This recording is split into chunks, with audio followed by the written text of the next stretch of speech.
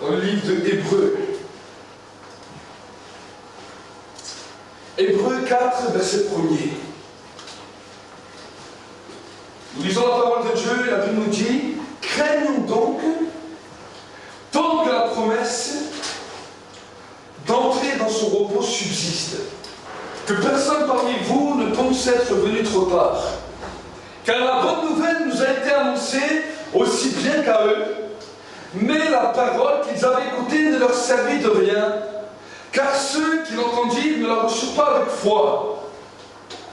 Pour nous qui avons cru, nous entrons dans le repos dont il est dit « J'ai donc juré dans ma colère, ils n'entreront certainement pas dans mon repos. » Les œuvres de Dieu étaient cependant faites depuis la fondation du monde, car il est dit quelque part à propos du 7e jour, et Dieu se reposa de toutes ses œuvres le 7e jour. Et de nouveau dans ce passage, ils n'entreront certainement pas dans mon repos. Ainsi, puisqu'il est réservé à certains d'y entrer, et que ceux qui avaient reçu les premiers cette bonne nouvelle n'y entrèrent pas à cause de leur incrédulité, Dieu fixe d'un nouveau un jour, aujourd'hui, en disant, bien longtemps après, par la bouche de David, comme il a été dit plus haut, aujourd'hui, si vous entendez sa voix, n'endurcissez pas votre cœur. En effet, si Josué leur avait donné le repos, Dieu ne parlerait pas après cela d'un autre jour. Il reste donc un repos de sabbat pour le peuple de Dieu, car celui qui entre dans le repos de Dieu se repose aussi de ses œuvres comme Dieu se repose des siennes. Empressons-nous donc d'entrer dans ce repos-là afin que personne ne tombe en suivant le même exemple de la désobéissance. Car la parole de Dieu est vivante et efficace, plus acérée qu'aucune épée à double tranchant. Elle pénètre jusqu'à la division de l'âme et de l'esprit, des jointures et des moelles, et elle juge les sentiments et les pensées du cœur. Il n'y a aucune créature qui soit invisible devant lui. Tout est mis à nu et terrassé aux yeux de celui qui nous devons rendre compte. Amen. Amen. Nous avons vu ces derniers week-end la manière dont nous devons respecter Dieu, la manière dont nous devons nous comporter devant Dieu, parce que nous avons vu que même Dieu, qui nous a rachetés par son amour, est également aussi un Dieu de jugement et un Dieu qui peut punir sévèrement tous ceux qui ne veulent pas marcher correctement avec lui. Amen. Nous avons pu voir qu'avec Dieu, nous avons des lois, des règles également, qu'il nous donne la capacité par son esprit de pouvoir mettre en règle dans nos vies. Et quand nous le faisons, alors nous commençons à entrer sur le chemin de l'obéissance. Et là, l'apôtre Paul nous parlera de quelque chose de particulier, quelque chose que chaque être humain soupire à recevoir. Et c'est quelque chose que chaque être humain soupire à recevoir, c'est le repos. Nous avons la France, c'est un pays qui a milité pour arriver aux 35 heures et pour pouvoir travailler de manière reposée. C'est également un pays qui a cherché de travailler pendant un certain nombre d'années pour arriver à un moment donné dans ce qu'on appelle la retraite pour pouvoir se reposer. Mais quand nous regardons autour de nous, nous pouvons voir que l'être humain trouve difficilement de repos. Malgré que des fois l'être humain n'a rien à faire, malgré que l'être humain peut être en retraite, qu'il peut avoir tout ce dont il a besoin. Mais nous pouvons voir que malheureusement, peu d'êtres humains sont réellement reposés dans leur vie. Ils sont toujours en train de courir après le temps, courir après des situations, courir après des choses, et nous voyons que le repos fuit l'âme. Alors le slogan que bon nombre de personnes, bon nombre d'hommes et de femmes se sont dit, diront, je me reposerai le jour où je me coucherai, le jour où je me coucherai définitivement et que je fermerai les yeux. Mais là encore, si le repos sur terre n'a pas été trouvé, là encore, dans la tombe, ce ne sera pas le repos, mais ce sera des tourments. Donc mon frère, ma soeur, l'apôtre Paul essaie d'interpeller l'église aux Hébreux en leur disant, craignons donc. Regardez ce qu'il nous disait au début.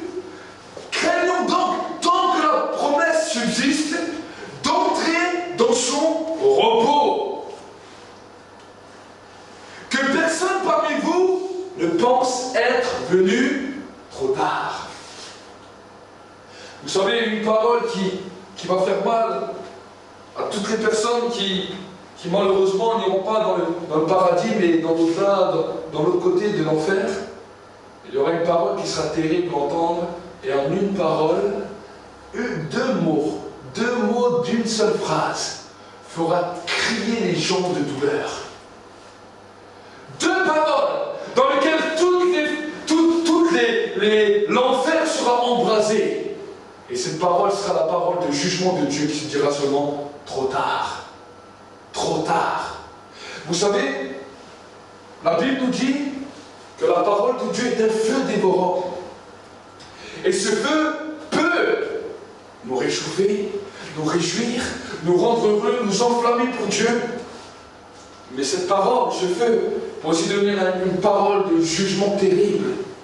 Pour nous qui avons reçu le Saint-Esprit, cette parole, ce feu nous embrase, ce feu vient sur nos vies pour pouvoir l'adorer, pour pouvoir nous motiver de parler de lui. Mais la Bible nous dit que le jour du jugement dernier, quand l'enfer s'ouvrira, l'enfer c'est simplement le jugement de la parole de Dieu. C'est ça que c'est l'enfer. La Bible nous dit que l'enfer est semblable à des grandes flammes, à un grand étang de feu. Oui, c'est la parole de Dieu qui dira simplement trop tard, trop tard. Et la Bible nous dira que ce sera un endroit où les gens pleureront de regret et ils grinceront des dents éternellement, tant le tourment sera terrible. Ça, c'est l'enfer. Pourquoi? Parce que deux paroles vont déstabiliser des centaines, des milliers d'êtres humains et de démons. Peut-être que là, nous ne l'imaginons pas bien. Mais j'aimerais vous donner un exemple très humain pour que vous puissiez comprendre. Et j'ai pu l'expérimenter même avec mes propres enfants. Quand un de mes enfants, il va dans une direction que moi je ne veux pas, je lui mets des barrières et je l'interdis. Au début, il prend ça pour un jeu. Il me sourit. Mais quand il voit que je prends une position ferme, et que je reste ferme sur mes propos, j'ai pu voir qu'une parole pouvait le faire crier, pouvait le faire hurler, et qu'il disait « Non, je ne veux pas, non !» Je lui dis « Maintenant c'est comme ça et c'est pas autrement. » Et j'ai pu voir qu'une parole d'un papa à son enfant, sur une courte durée, peut l'amener dans un regret et dans des pleurs qui le font réfléchir. Dieu, oui, nous a donné une grâce quand nous sommes sur terre, de pouvoir le rencontrer, de pouvoir lui donner notre vie, de pouvoir nous accrocher à lui. Mais j'aimerais vous dire que si nous dépassons ces limites et nous croyons que sur la terre, nous pouvons faire ce que nous voulons, que nous vivons notre vie sans écouter les règles de Dieu, quand Dieu lui-même placera ses règles, il sera peut-être trop tard. La Bible nous dit que Dieu est un Dieu patient, mais qu'il est aussi un Dieu juste. Alors que je priais aujourd'hui, le Seigneur m'a parlé de quelque chose qui est peut-être étrange, peut-être que tu n'as jamais entendu. Le Seigneur m'a dit, tu sais, on arrive dans un temps où je regarde, où je cherche des hommes, des femmes qui veulent s'approcher de moi et qui veulent me chercher. Il m'a dit une parole qui m'a, sur le moment, choqué. Il m'a dit, tu diras que moi je m'éloigne de tous ceux qui s'éloignent de moi. Tous ceux qui ne me recherchent pas. Tous ceux qui ne veulent pas mettre leur vie en règle. Il m'a dit, moi-même, Dieu, je m'éloigne. Et quand Dieu a commencé à m'interpeller sur ces vérités, j'ai commencé à moi-même être étonné et me poser la question, mais que me dire? Et là, un verset venait clairement dans ma tête. Je me laisserai trouver par celui qui me cherche. Je me laisserai trouver par celui qui me cherche. Et la révélation a continué. Il m'a dit dans la parole, il est dit que Jésus intercède en faveur des saints. Jésus intercède en faveur des saints. Il n'a pas dit qu'il intercède en faveur des pécheurs. Il a dit qu'il intercède en faveur des saints. Autrement dit, en tant que chrétiens, nous pouvons être soit des saints, soit des pécheurs. Trop souvent, on nous a fascinés avec oh, mais la grâce de Dieu est si bonne, la grâce de Dieu, la grâce de Dieu, la grâce de Dieu, qu'au bout d'un moment, l'Église elle-même est devenue une église de pécheurs. La grâce de Dieu est là pour sauver l'homme. La grâce de Dieu est là pour que le Saint-Esprit vienne dans la vie de l'homme. Mais ensuite, maintenant que le Saint-Esprit est là, que la parole de Dieu écrite est là, alors Dieu nous demande quelque chose, que nous puissions le rechercher, que nous puissions régler nos vies. Oh, souvent les gens pensent que je n'ai pas de conviction de péché, je ne crois pas que ce que je fais c'est mal, donc devant Dieu il m'aime toujours. Dieu aime tous les hommes de la même manière, mais la Bible nous dit ce qu'il haït, c'est le péché. Ce qu'il haït, c'est le péché. Et quel est le plus grand péché aux yeux de Dieu? C'est de ne pas le connaître. Il convaincra, quand le Saint-Esprit viendra, il nous dira dans la Bible, il convaincra le monde du péché. Pourquoi? Parce qu'il ne me connaît pas. De justice. Parce que le prince de ce monde a été jugé. Amen. Dieu nous donne des clés. Le Saint-Esprit va nous convaincre que nous sommes pécheurs parce que nous ne le connaissons pas. Parce que nous négligeons trop souvent la recherche de sa présence. Oh, des fois, nous pouvons être fatigués de rechercher Dieu. Nous l'avons cherché, et peut-être que nous l'avons mal cherché. C'est pour cela que nous ne l'avons pas trouvé.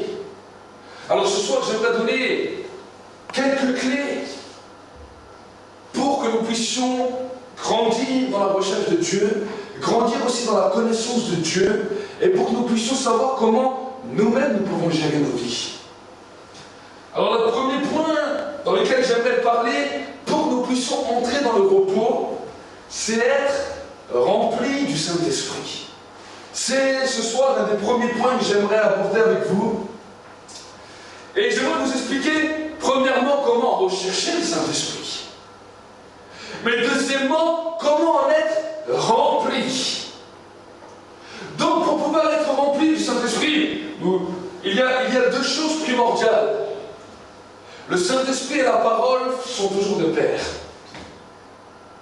Le Saint-Esprit et la parole. Donc, quand nous lisons notre Bible, le Saint-Esprit commence à se rapprocher de nous parce qu'il est toujours en relation avec la parole. Quelque chose commence à se fonder à l'intérieur de notre cœur. Il commence à y avoir un fondement, une base qui commence à s'asseoir dans nos cœurs.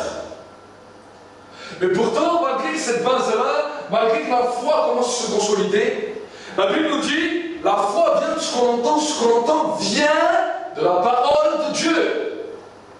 Donc, quand nous commençons à lire notre Bible à haute voix, je dis bien à haute voix, à ce moment-là, la foi de l'homme commence à se construire parce qu'il commence à nourrir son esprit.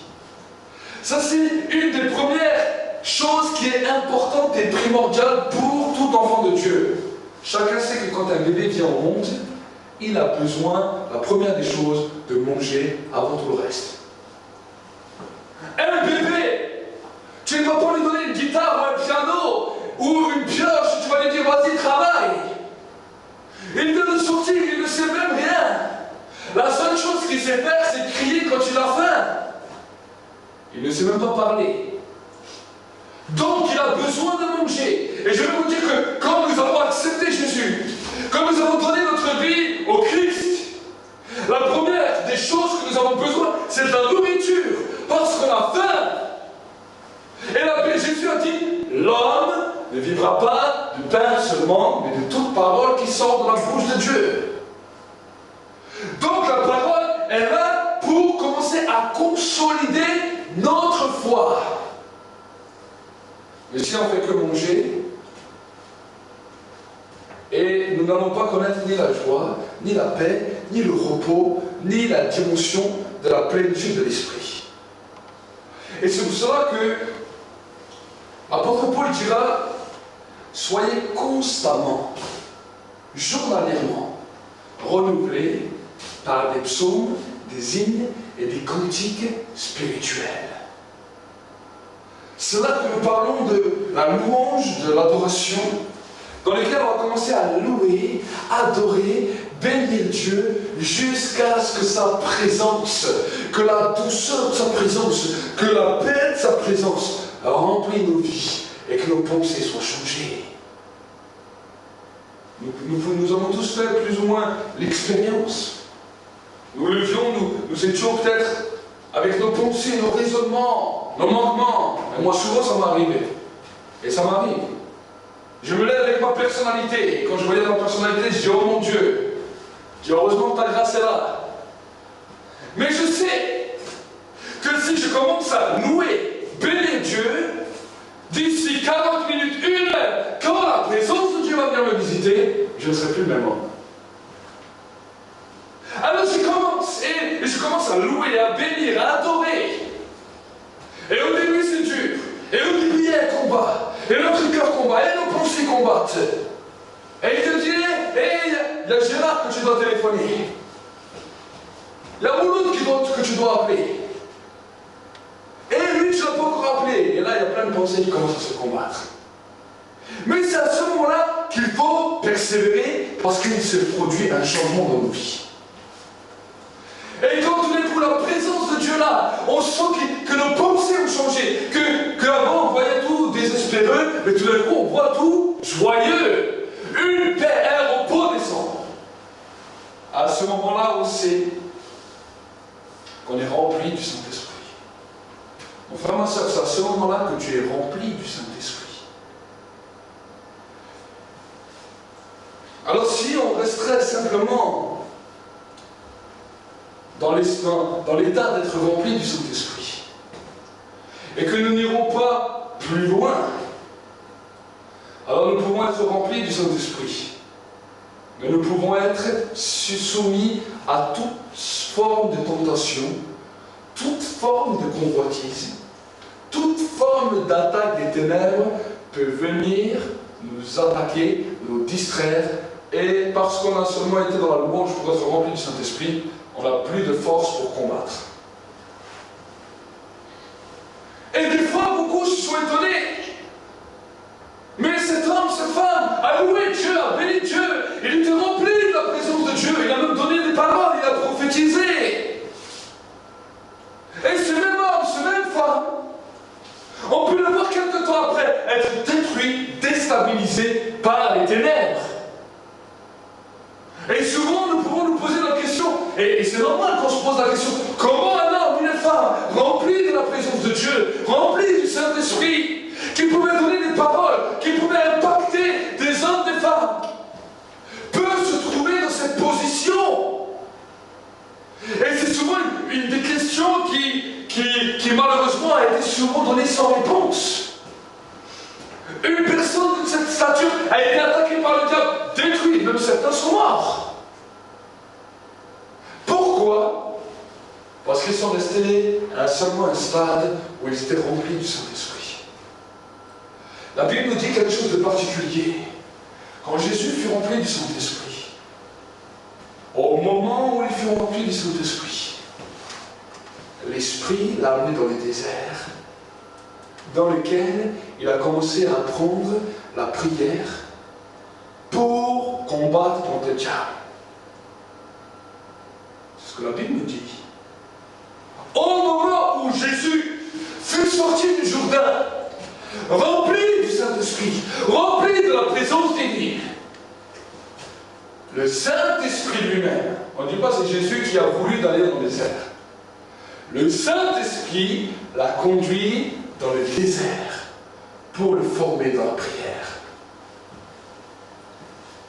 Vous savez, les disciples de Jésus étaient des hommes qui aimaient chanter, étaient des hommes qui aimaient louer. Le soir où Jésus a été livré, La Bible nous dit, quand ils étaient dans la chambre, dans la pièce, en train de faire le dernier repas, ils chantaient des louanges. Ils chantaient des psaumes. Et tous les disciples chantaient en chœur. Oh, ils étaient bénis. Oui, comme Jésus les envoyait à un endroit. Et ils chassaient les démons. Ils imposaient les malades. Les malades étaient guéris. Et ils savaient louer, ils savaient adorer. Mais quand, après ces louanges, Jésus les a amenés à Gethsémane. Il a dit maintenant, Gethsémane, ça va être votre désert. Priez avec moi. Je suis saisi d'angoisse. On va venir pour me chercher. Veillez et priez, afin de ne pas entrer dans la tentation. Il les a amenés. Parce qu'ils n'avaient pas encore reçu le Saint-Esprit, c'est Jésus qui faisait le travail de l'Esprit sur terre. Ils avaient loué Dieu, béni Dieu, ils étaient heureux, ils étaient dans la joie. Alors il les a amenés à Gethsémane. Des fois, le désert peut sembler un endroit angoissant.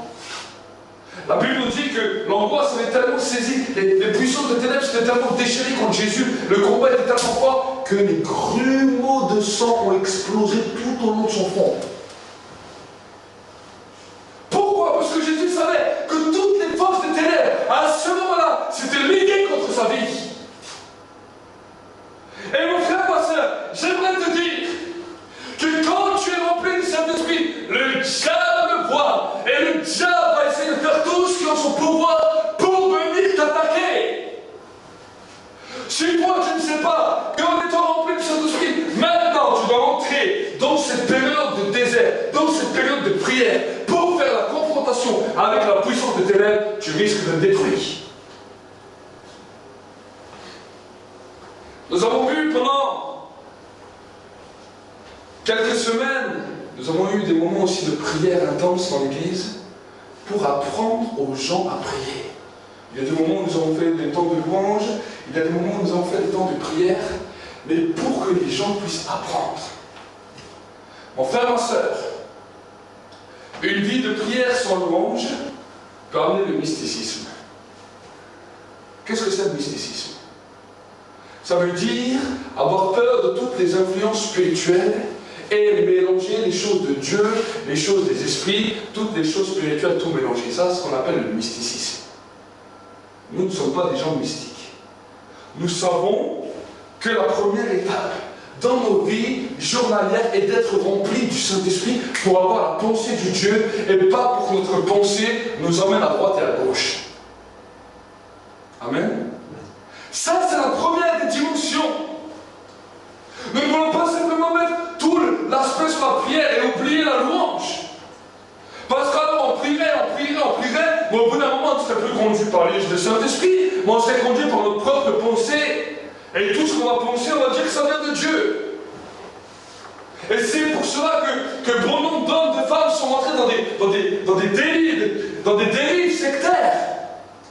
Parce qu'ils n'ont plus su comment recevoir la pensée de Dieu et ils sont engagés dans un combat contre les puissances des ténèbres sans la pensée de Dieu.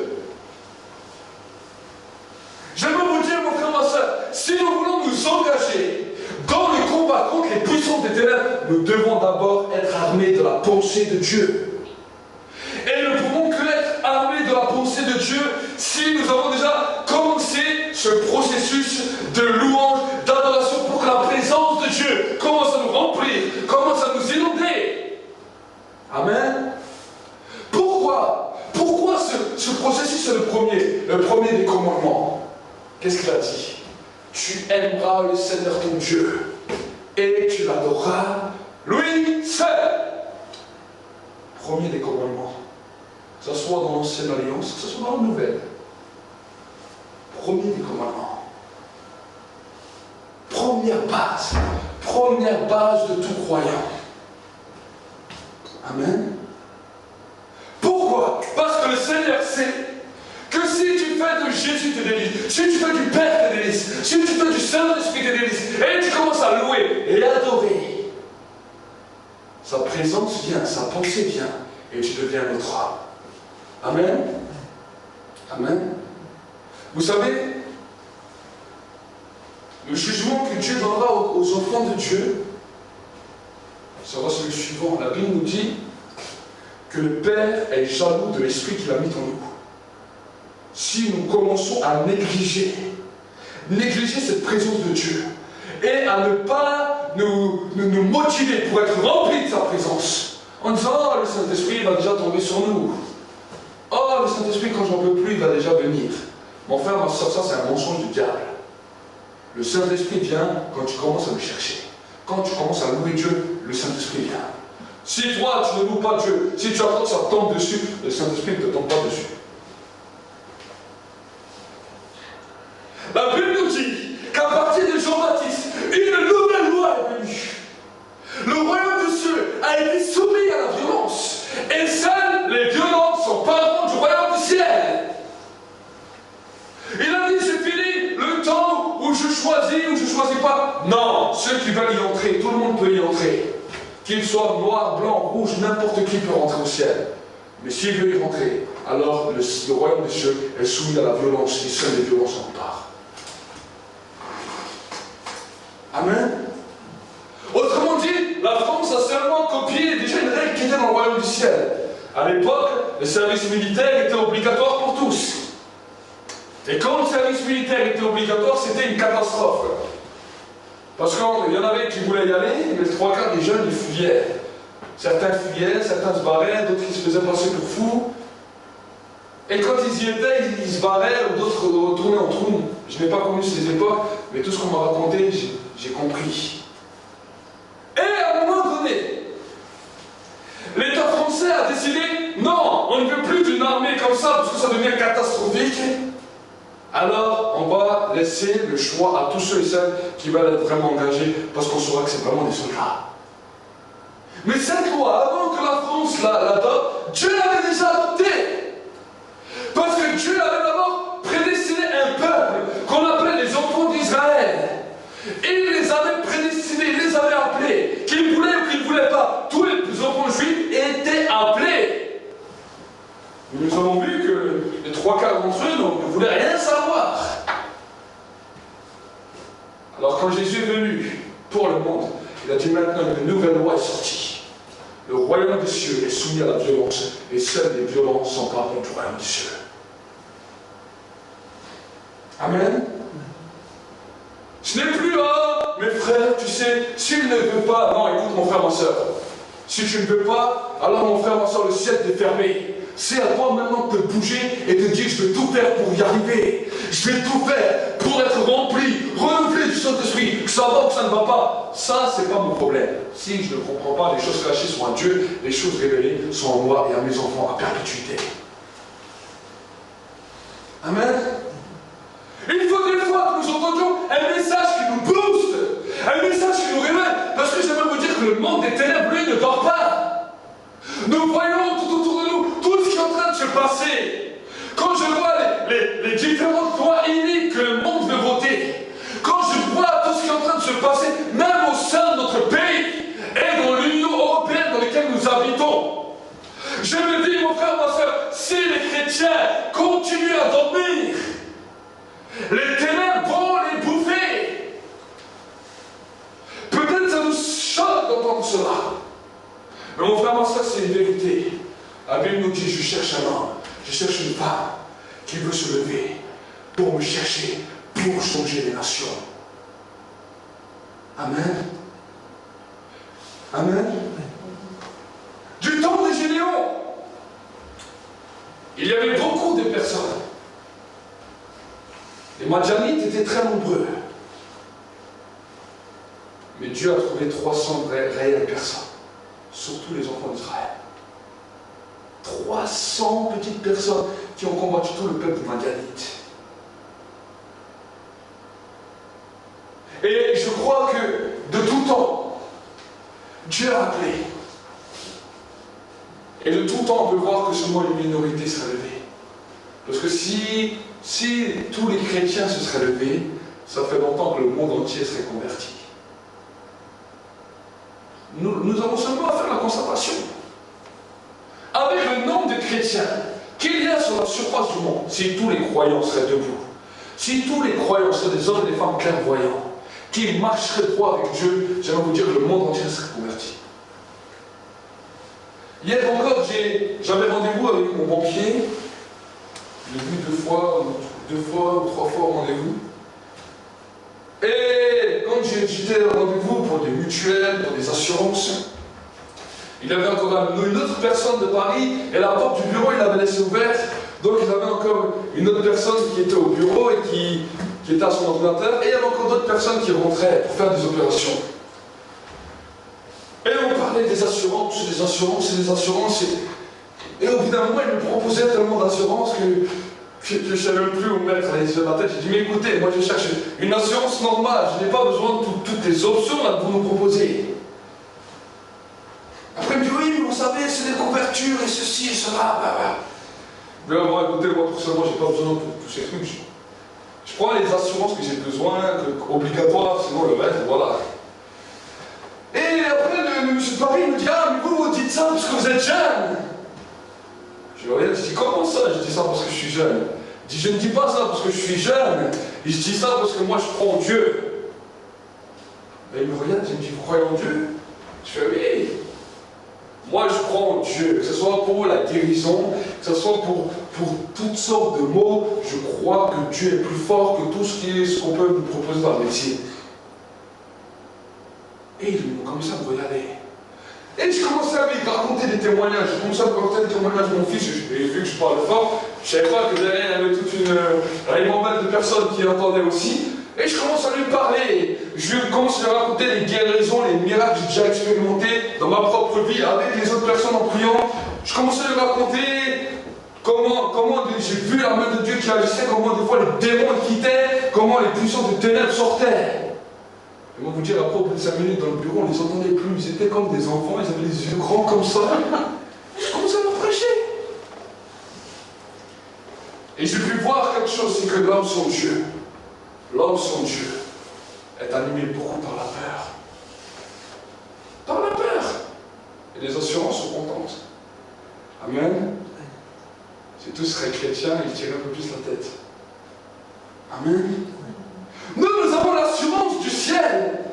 La Bible dit que la foi est une ferme assurance des choses qu'on espère, une démonstration de celles qu'on ne voit pas.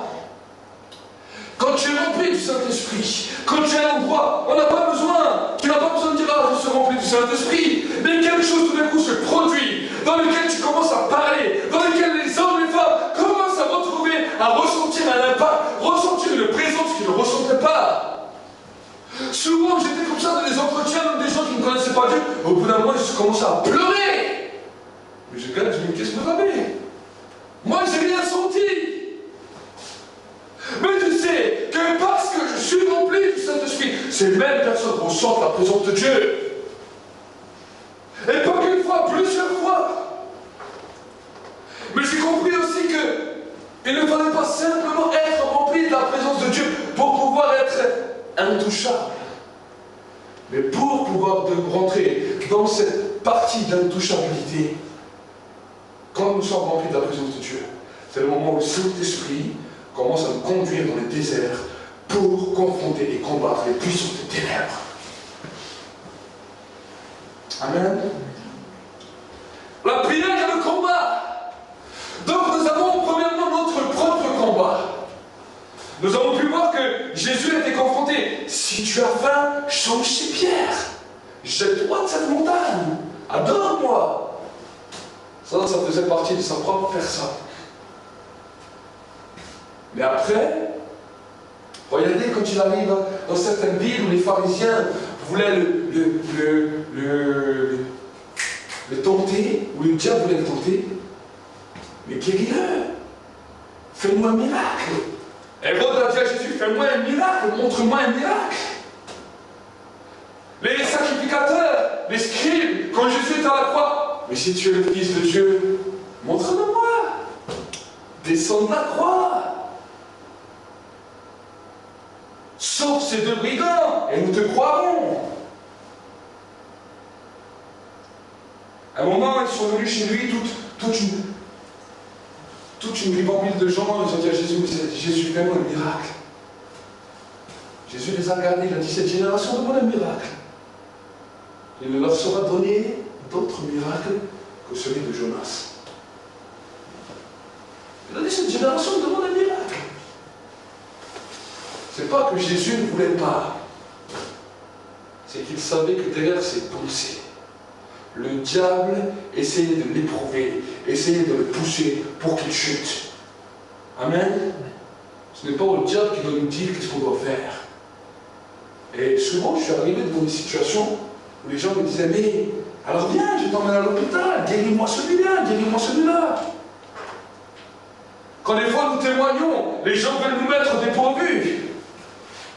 Jésus va la mis dépourvu, mais Jésus n'est pas tombé. Parce qu'il a dit, le seul qui doit me conduire pour la guérison des miracles, pour la guérison des malades, c'est le Saint-Esprit. La seule personne que je dois voir et que je dois faire la même chose, c'est le Père. Si le Père n'a pas bougé, je ne bouge pas. Amen. Des fois, bon nombre de croyants sont tombés à cause de ça. Parce qu'on a voulu les défier. Et leur fierté de chrétiens a été plus grande que l'obéissance à Dieu.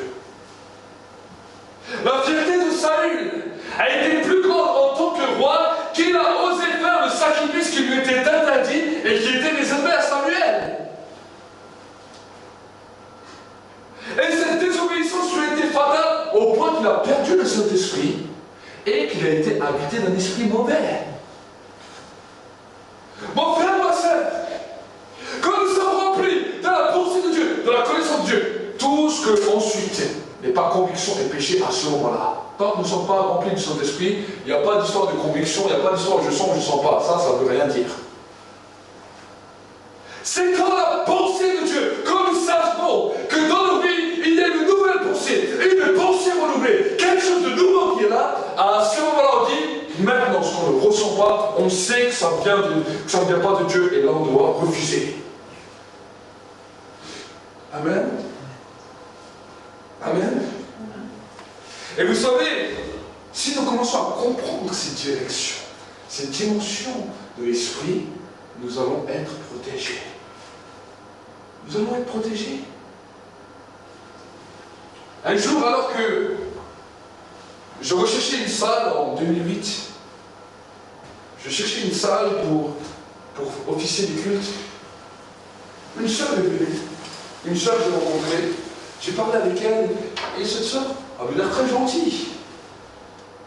Et cette sœur m'a dit, écoute, moi j'ai des personnes, j'ai de l'argent, j'ai des salles, j'ai tout ce que tu veux. J'ai dit, si tu veux, tu peux venir prêcher et nous te mettre tout à ta disposition. Quand j'ai entendu ça, je me suis dit, ah, c'est peut-être un cadeau du Seigneur. Dieu m'ouvre les portes, amen, gloire à Dieu. Mais quelque chose, je ne ressentais pas dans l'esprit.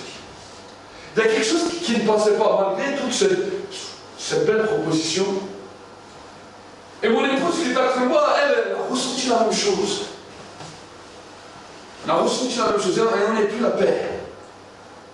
Depuis qu'elle nous avait parlé, on n'est plus la paix. Pourtant, ça avait l'air d'être super. Des portes qui s'ouvraient toutes seules, sans rien avoir besoin de faire. Et le Seigneur m'a dit, tu dirais à cette sœur, non.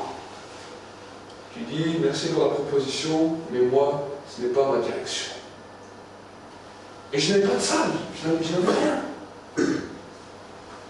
Et j'ai dit à cette sœur, écoutez, voilà, allez plutôt voir votre pasteur ou là où vous êtes, mais personnellement, je n'accepterai pas. Et quand j'ai dit ça, c'est clair que je n'avais pas la salle le lendemain. Mais une paix est venue et a rempli mon cœur que je savais que c'était dans la volonté de Dieu. Il y a des fois, vous savez, le diable vient comme un malin pour nous donner des pièges. Je l'ai raconté la semaine dernière, le week-end dernier, de combien nous avons eu de combats dans cette salle depuis que nous sommes arrivés ici. Dieu nous a dit de venir ici. Nous ne savions pas pourquoi. Il nous a demandé de quitter Shintikan et de venir ici. Et quand nous avons quitté Shintikan, quand nous étions en train de quitter, on a appris que la mairie savait qu'on était là-bas et peut-être même ils voulaient venir pour faire des contrôles alors que rien n'était encore aux normes là-bas.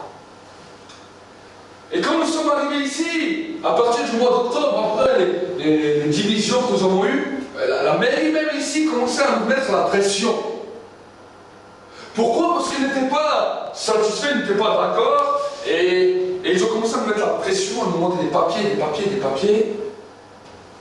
avec des commissions, des commissions qui devaient passer, et au point où ils pouvaient nous fermer directement l'église. Et quand je parlais à mon propriétaire, le propriétaire a appelé un architecte, parce qu'il fallait un architecte, et il a fait des plans et tout. Et le propriétaire nous a dit, écoutez, on va mettre 19 personnes, on ne pourra pas mettre par rapport à la mairie plus que 19 personnes. Et moi, ça a commencé à me peser. J'ai dit, mais Seigneur, j'ai dit, si demain 19 personnes viennent, dit c'est fini, alors on est obligé de quitter. S'il y a 20 personnes, c'est fini, on doit partir. On paye une salle pour rien. Et j'ai remis ça dans la prière, on a envoyé tout ça à la mairie, de toute façon on n'avait pas d'autre choix. Et vu qu'à un moment on était aussi découragé et tout, avec tout ce qu'on avait vécu, en 2 ans on a vécu 2 grosses divisions, c'était quelque chose de dur. Au bout d'un moment, j'ai dit bon, mais maintenant qu'est-ce qu'on fait? On nous bloque même dans la salle, même la mairie, même tout le monde se met contre nous, qu'est-ce qu'on va faire? Et j'ai parlé avec un frère, le frère m'a dit, écoute, donne tout le ministère à Dieu. Donne-lui tout. Et dis-lui même que si lui veut, qu'il ouvre la porte ou qu'il la ferme directement. Alors j'ai réfléchi et je sentais dans mon esprit que c'était vraiment la bonne direction que Dieu voulait. Et j'ai prié comme ça à Dieu. J'ai dit, écoute Seigneur, j'ai dit, moi je ne sais pas si tu veux encore qu'on reste au Bahreïn. J'ai dit, si toi tu veux qu'on reste, je reste. Si toi tu veux qu'on parte, je pars. J'ai dit, mais maintenant je te demande clairement. J'ai posé une 3 ans à Dieu. J'ai dit, je veux que tu me répondes au mois de février. Je lui ai dit comme ça, au mois de février. C'était au mois de janvier que j'ai fait cette prière. J'ai dit, au mois de février, je veux que tu me répondes. Soit tu veux qu'on reste au Bahreïn, tu m'ouvres la porte, et je saurai que c'est toi qui veux qu'on reste. Mais si tu ne veux pas qu'on reste au Bahreïn, je te demande de fermer toute la porte, c'est même la mairie qui nous ferme la porte, et alors je saurai qu'on va partir. J'ai dit, je te laisse ton ministère, ça ne regarde pas moi, ça regarde toi. Et il y a 1 semaine et demie, on a reçu un courrier, que j'ai là, les documents officiels de la mairie, dans lesquels nous avons reçu toutes les autorisations pour l'ouverture du salle, dans lesquels nous pouvons aller pratiquement jusqu'à 49 personnes, dans lesquels tout la préfecture, la gendarmerie, tous les grands organismes sont au courant et nous avons l'autorisation d'ouverture officielle des cultes. Et quand j'ai reçu ces papiers, je ne m'y attendais pas, j'ai vu une grande enveloppe qui arrive à la maison, avec mon nom dedans, je dis, ah, c'est qui? Il me pose à dire, ah, c'est la mairie des plus Grissagne. Et quand j'ai vu les papiers, alors que moi j'étais parti dans ma tête, je me dis, bon, j'ai tourné à Dieu, à mon avis, lui, il voudra qu'on parte. C'était ma pensée. Parce que dans d'autres endroits, beaucoup de gens nous attendaient, et comme nous allons dans certains endroits, nous faisons des fois même des réunions plus grandes que dans l'église. Et dans beaucoup d'autres endroits, on nous attendait, et les gens seraient été contents si on serait allé là-bas. Mais quand Dieu m'a dit, non, maintenant tu restes. Alors je dis, maintenant je sais où Dieu ne veut maintenant plus personne ne pourra rien venir dire, parce que c'est lui-même qui ouvre la porte et personne ne pourra la fermer. Amen. Quand tu commences à lui écouter, à lui obéir, même si toutes les choses semblent folles, je n'ai pas dit au maire, je voudrais ça ou ça, c'est lui-même qui a mis tout, qui a validé tout sur papier, sur le document officiel, sans que nous, on n'a rien dit. Et ça, quand tu vois des choses comme ça, c'est que Dieu qui peut faire ça. Amen. C'est que Dieu qui peut faire des choses comme ça. Et j'aimerais te dire, dans ta propre vie, il y aura peut-être des fois des directions, des décisions, des choses que tu devras faire, des choses que tu ne devras pas faire. Je ne dis pas que j'ai toujours forcément obéi quand Dieu m'a demandé. Des fois je ne sais pas tout de suite, mais après quand je me ramassais, je me dis, ah Seigneur, là je me suis loupé. Oui, il peut nous arriver de nous louper. La Bible nous dit, même si le juste tombe, 7 fois, l'Éternel l'en relève toujours. Amen. Si tu sais simplement comment être rempli de la présence de Dieu, et ensuite comment rentrer dans ce combat, alors tu vas voir que la victoire de Dieu sera toujours là. Nous voyons un autre moment où Jésus parlera de sa mort. Le combat même avec ses propres disciples. Pierre lui dit, plaise à Dieu que cela ne t'arrive jamais. Jésus l'a regardé et lui a dit, arrière de moi Satan. Arrière de moi Satan. Pourquoi? Parce qu'il lui a dit, tu arrêtes pas de me tenter. Mais là, tu veux m'empêcher de faire la volonté de Dieu. Amen. Amen. Et souvent le diable va venir par ce genre de pensée. Souvent, moi-même, à un moment, il est venu, il m'a dit, mais est-ce que tu es vraiment serviteur de Dieu? Est-ce que tu es vraiment pasteur? Est-ce que tu as vraiment l'appel? Est-ce que ceci, est-ce que cela? Donc moi, j'ai dit, arrête Satan. Ces pensées ne viennent pas de Dieu, mais viennent de toi et je te demande derrière. Ils venaient même comme ça, sérieusement. Même par d'autres serviteurs de Dieu, des serviteurs de Dieu qui t'encourageaient quand toi allais bien. Et tu lui dis qu'une fois, il y a des choses qui se passent, tu dis, mais est-ce que tu es vraiment appelé? Est-ce que tu ne serais pas trompé? Est-ce que ceci, est-ce que cela? Et au bout d'un moment, moi-même, je me posais des questions. Je me dis, ah oui, c'est vrai, si eux me disent ça, je me pose aussi des questions. Il me dit, ah oui, finalement, c'est vrai, pourquoi pas aller peut-être dans un autre endroit, travailler avec quelqu'un d'autre, c'est vrai. Je me posais des questions comme ça. Jusqu'à ce que le Saint-Esprit montre, mais arrête d'écouter Satan. Il y a une destinée dans ta vie. Il y a quelque chose quelque chose que j'ai mis dans ta vie. Un plan à accomplir. Et il ne faut pas douter, il ne faut pas être incrédule, mais il faut croire. Je veux te dire, dans ta vie, contrairement, il y a aussi une destinée. Il y a aussi quelque chose. Il y a aussi une appel. Oui, peut-être tout le monde ne sera pas pasteur. Tout le monde ne sera pas peut-être évangéliste. Mais il y a une destinée. Il y a un appel. Et toi seul sais c'est quoi, mais souvent le diable est venu te faire douter de ça. Mais est-ce que c'est vraiment ça? Est-ce que tu es vraiment enfant de Dieu? Et patati, et patata. Maintenant, il y a un temps où tu dois te lever et te dire, maintenant Satan, arrête, tais-toi. Il faut lui fermer sa bouche. Comme Jésus a fermé la gueule des lions, nous devons fermer la bouche du diable. Amen. Jésus lui a dit, arrière de moi Satan. Les pensées viennent nous assaillir. Et j'ai réalisé une chose aussi quand nous lisons notre Bible à haute voix. Tout d'un coup, alors que nous sommes en train de lire, que nous ne pensons à rien, tout d'un coup, une multitude de pensées viennent.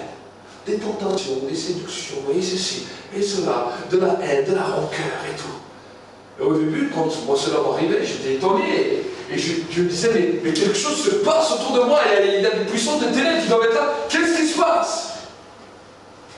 Regarde ce que la Bible nous dit. Ouvre ta Bible dans le livre d'Hébreux 4, verset 12. La Bible nous dit, car la parole de Dieu est vivante et efficace, plus acérée qu'aucune épée à double tranchant.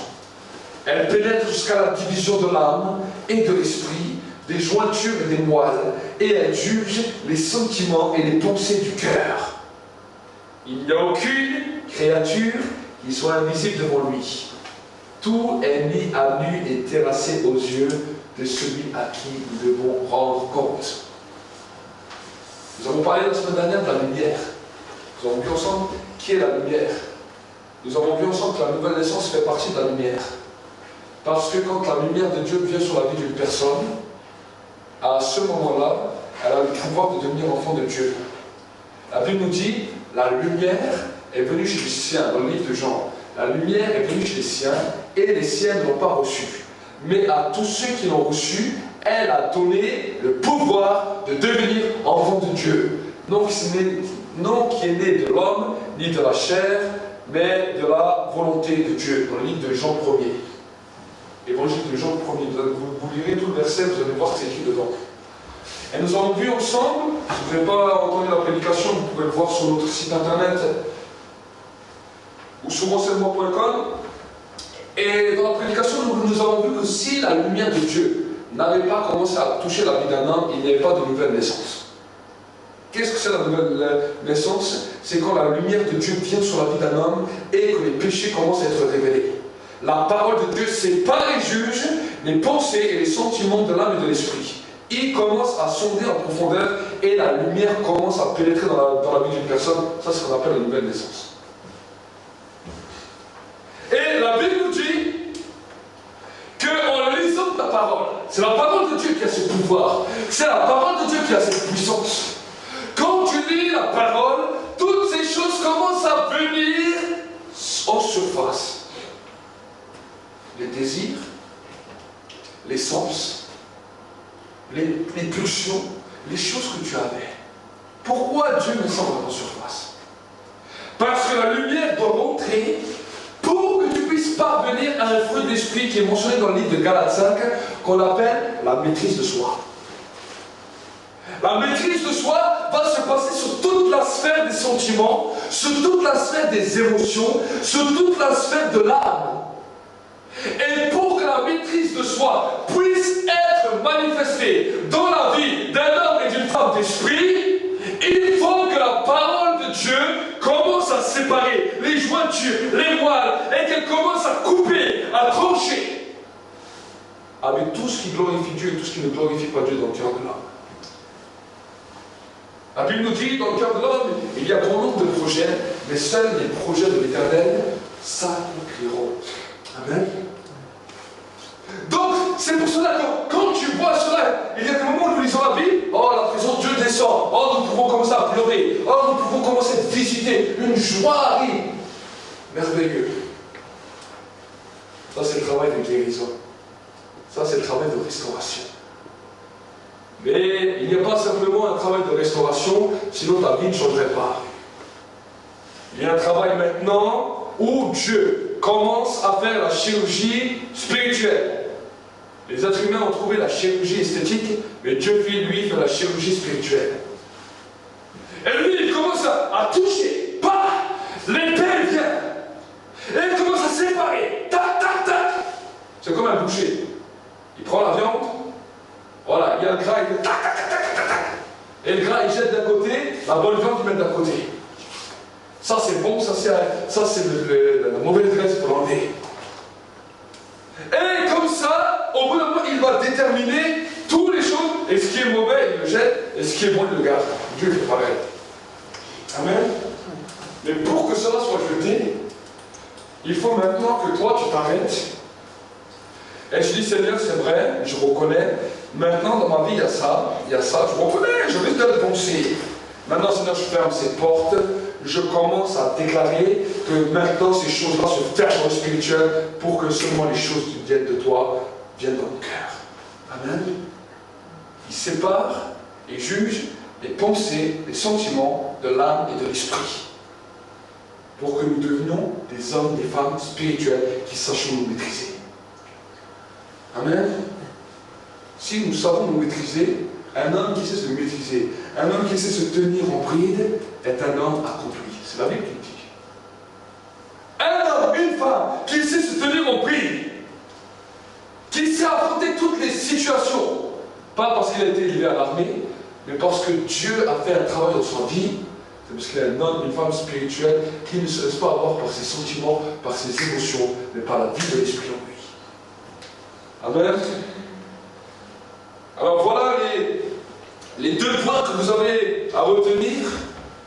Donc, premièrement, un croyant doit se nourrir par la parole de Dieu. Pour être rempli du Saint-Esprit, il a besoin d'un louange. Et quand il est rempli du Saint-Esprit, il a besoin d'aller dans le désert pour le combat contre les puissances des ténèbres. Amen. C'est un beau programme. Maintenant, c'est le programme de ta propre vie que tu dois mettre en pratique. C'est beau d'entendre. Des fois, nous entendons des sermons, et des sermons, et des sermons, et des sermons, et des sermons. Mais ce qui est important à savoir, c'est surtout ces sermons, est-ce que je les mets en pratique? Ce sermon ne doit pas rentrer dans ton oreille, sortir de l'autre, ou sortir d'un œil, ou sortir de ta tête. Mais ce sermon doit être là pour te consolider, que tu prennes conscience. On va dire que c'est ton coup de pied de la journée. Comme ça, tu comprends que tu dois te mettre à l'œuvre. Amen. Ça va te réveiller, ça doit être un électrochoc. Tu dois te dire, mais c'est vrai. Si moi je ne cherche pas Dieu, lui ne cherche pas. Il t'a déjà cherché. Il t'a donné son fils. Tu as accepté Jésus. Est-ce que tu crois qu'il va te chercher 10 fois? Tu as montré la vérité. Tu as accepté la vérité. Donc maintenant, le Seigneur se cache derrière son photo. Et celui qui me cherche, je le trouve. Amen. Celui qui m'appelle, je viens. Mais si qui va venir.